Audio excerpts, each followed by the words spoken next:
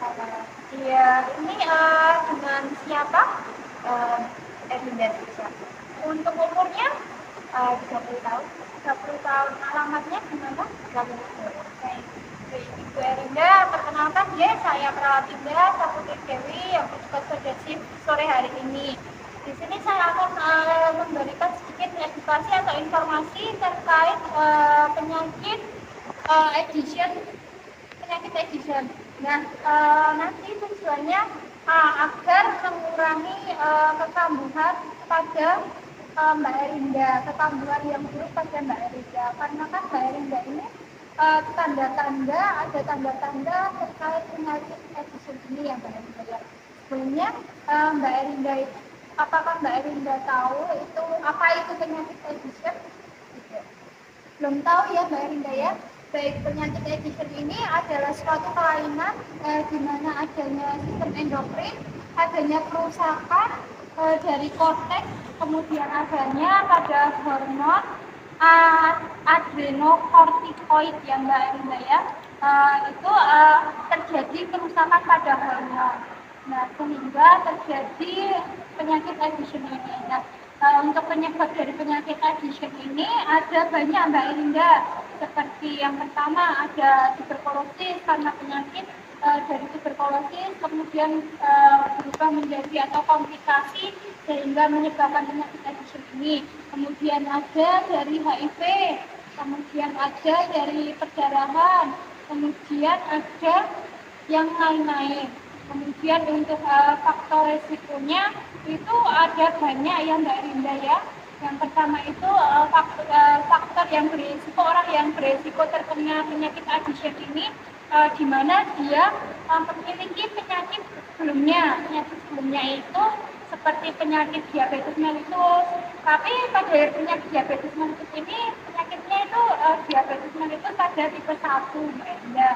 Nah, kemudian ada karena anemia, kekurangan darah, kemudian ada karena vitiligo atau kayak bintik-bintik keputihan di seluruh tubuh seperti itu. Nah, kemudian untuk tanda dan gejalanya apa saja sih? Apakah Mbak Erinda tahu tanda dan gejalanya? Belum tahu ya.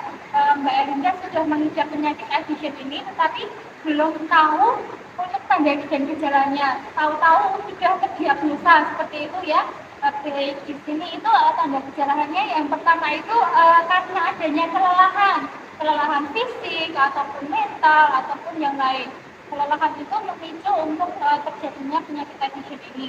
Kemudian adanya penurunan berat badan yang drastis, kemudian terjadi mual dan hingga muntah, kemudian sakit perut yang kronis, di mana sakit perut kronis ini tidak sembuh selama lebih dari 6 bulan seperti itu. Jadi selama lebih dari 6 bulan atau 6 bulan itu terasa sakit atau nyeri pada bagian perut. Kemudian ada pusing, kemudian nadi Mbak Erinda itu berdebar kencang seperti itu. Kemudian untuk pencegahannya, apakah Mbak Erinda juga sudah tahu? Belum tahu nih Mbak Erinda ya. Baik.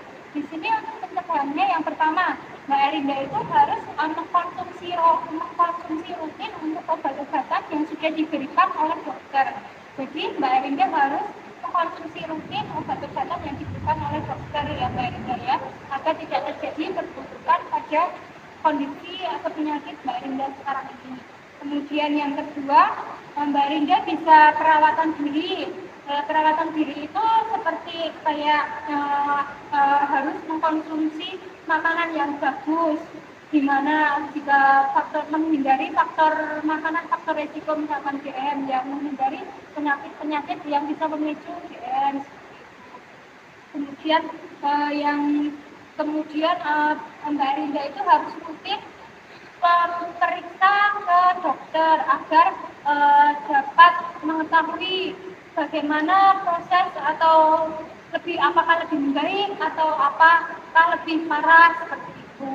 Kemudian Mbak Erinda juga harus memahami tanda-tanda tadi, tanda-tanda yang sudah saya jelaskan tadi. Jika Mbak Erinda mengalami tanda-tanda seperti itu, Mbak Erinda harus langsung berobat seperti itu. Apakah Mbak Rinda sudah paham? Sudah paham ya. Semoga dengan adanya edukasi ini, semoga penyakitnya Mbak Rinda itu bisa lebih membaik ya Mbak Rinda ya. Mbak Rinda juga bisa mencegah terjadinya perburukan pada kondisi saat ini. Untuk saya kira saya memaparkan informasi sudah cukup. Apakah Mbak Rinda ingin bertanya? Baik, jika tidak, saya akan kembali ke ruang perawatan ya Mbak Rinda ya. Saya akan kembali ke ruang perawatan. Semoga Mbak Rinda lekas sembuh ya Mbak Rinda. Selamat pagi, selamat sore. Terima kasih Mbak Rinda untuk waktunya.